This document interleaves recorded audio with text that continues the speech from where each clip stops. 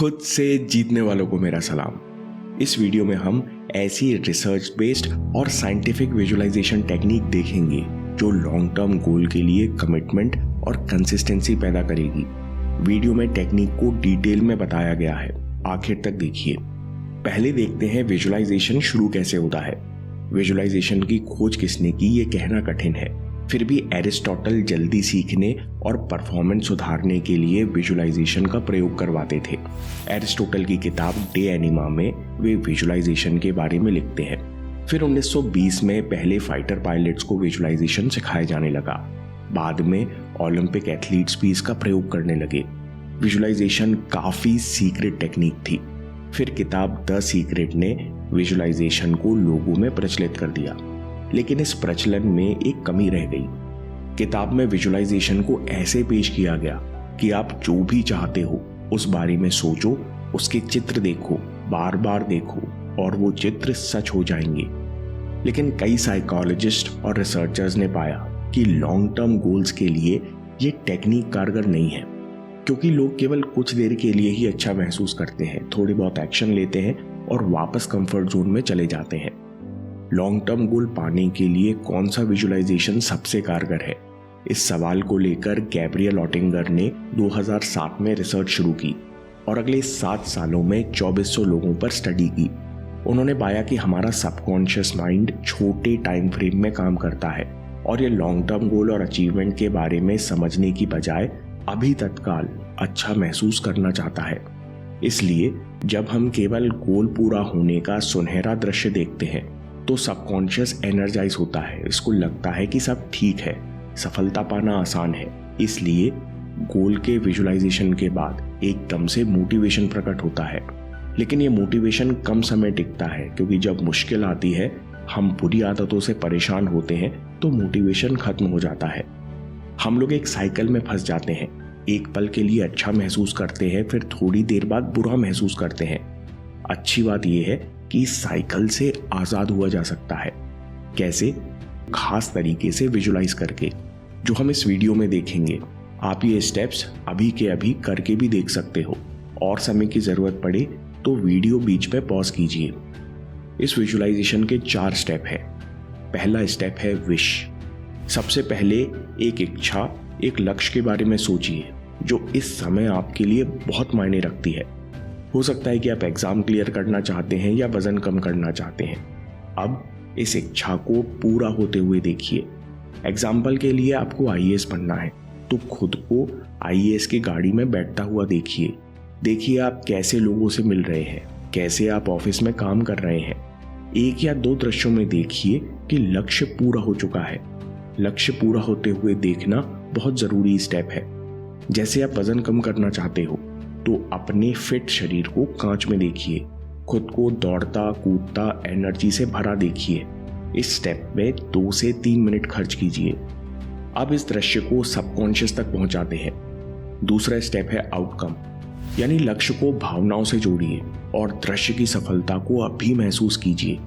देखिए कि अब गोल पूरा हो चुका है, आपकी जिंदगी किस प्रकार बदल चुकी है, आपके आसपास कैसा माहौल है, घर में सब खुश हैं, आपको खुद पर गर्व हो रहा है, आपका आत्मविश्वास बढ़ चुका है, आप धन्यवाद और बहुत हल्का महसूस कर रहे हैं। ऐसा लग रहा है कि फोकस और संकल्प शक्ति से क्या नहीं हो सकता। आपकी सेल्फ एस्टीम भी बढ़ रही है। इन भावनाओं को अभी महसूस करना जरूरी है।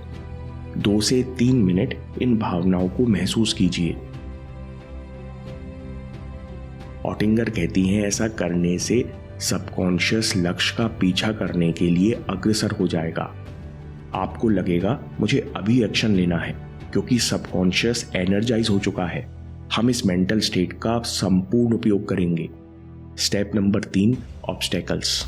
देखिए इस लक्ष्य को पाने के लिए आपको कुछ आदतें, कुछ प्रोसेस हर दिन दोहराने हैं। कोई भी एक आदत देखिए जो आपके दिमाग में सबसे पहले आती है, जैसे हर दिन सुबह 3 घंटे पूरे फोकस के साथ पढ़ाई करना। इस प्रोसेस को 3-4 स्टेप्स में विजुलाइज कीजिए कि आप सुबह कैसे उठे, आपने टेबल सेट किया, टाइमर लगाकर पूरे फोकस से पढ़ रहे हैं। इस मेंटल स्टेट को महसूस कीजिए। इस तरह आप कोई भी प्रोसेस को देख सकते हैं। आप देख सकते हैं कि सुबह उठकर आपने गर्म पानी पिया, जूते पहने और अब दौड़ने जा रहे हैं। दौड़ के आने के बाद आप नहाकर ध्यान कर रहे हैं। अब देखिए क्या मुश्किलें आ सकती हैं जिस कारण आप ये प्रोसेस पूरा नहीं कर पाएंगे। देखिए ये प्रॉब्लम्स आपकी कुछ आदतों के कारण पैदा हो रही हैं। ये आदत सेल्फ डाउट, आलस या बार बार बुरा महसूस करना हो सकता है।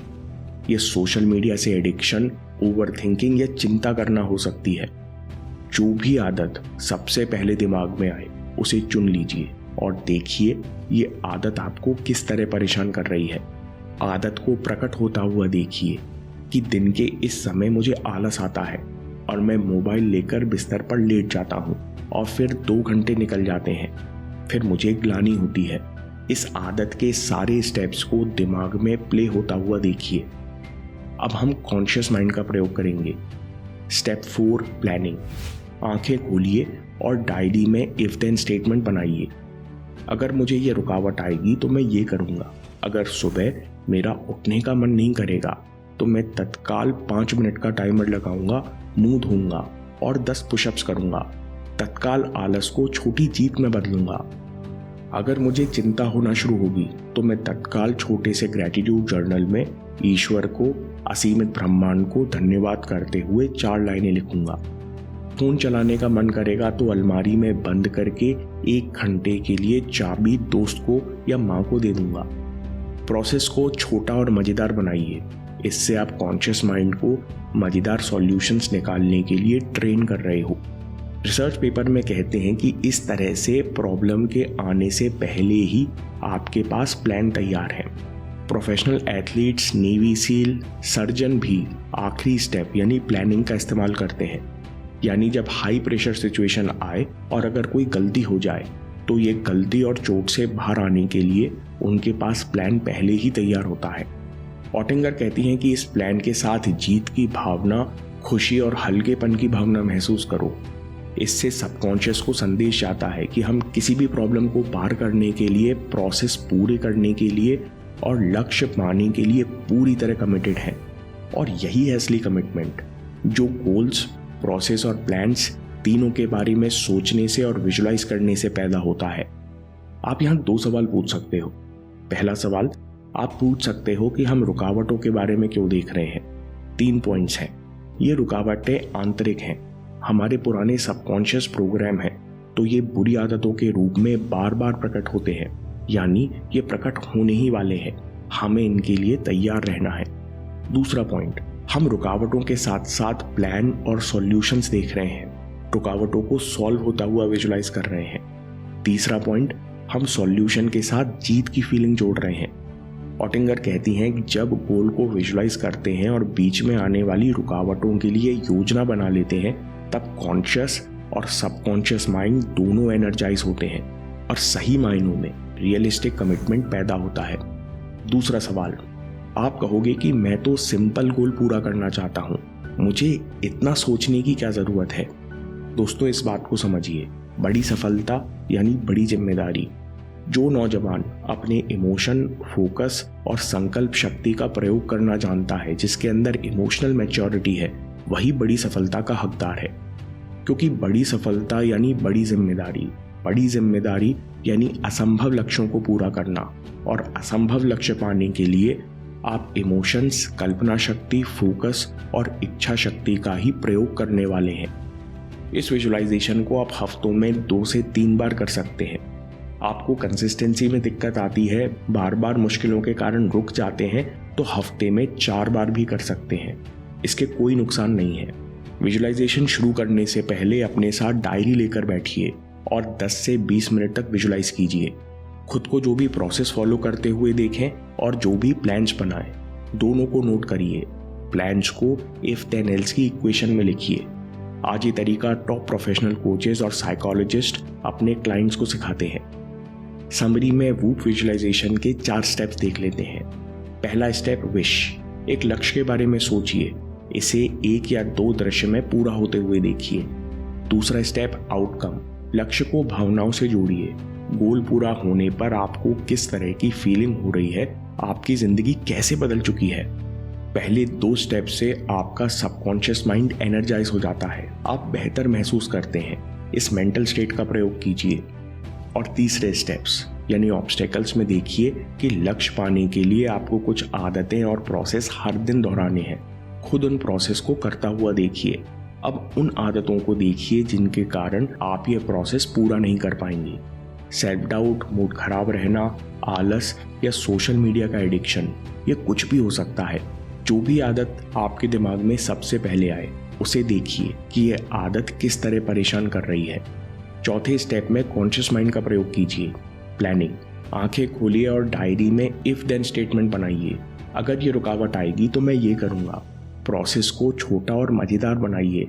इससे आपका कॉन्शियस माइंड प्रॉब्लम्स के लिए सॉल्यूशन खोजना सीख जाएगा। गोल्स और प्रोसेस को विजुलाइज करने से और मुश्किल के लिए प्लानिंग करने से, इनके साथ जीत की भावना जोड़ने से सही मायनों में कमिटमेंट पैदा होता है। बड़ी सफलता यानी बड़ी जिम्मेदारी। जो नौजवान अपने इमोशंस, फोकस और कल्पना शक्ति का प्रयोग करना जानते हैं वही बड़ी सफलता यानी बड़ी जिम्मेदारी के हकदार हैं। दोस्तों, माइक टायसन के कोच ने माइक टायसन को प्रोसेस विजुलाइज करने के और सबकॉन्शियस को प्रोग्राम करने के कई तरीके बताए। आप जरूर इन दोनों वीडियोस को रिलेट करेंगे। जब भी समय हो इस वीडियो को देखिए या सेव कर लीजिए। और याद रखिए, आपके समय से कोई वीडियो, कोई ऐप, कोई न्यूज़ कीमती नहीं है। मैं काम के किस्से लाता रहूंगा। हिम्मत, हरकत, होशियारी, हम जीतेंगे।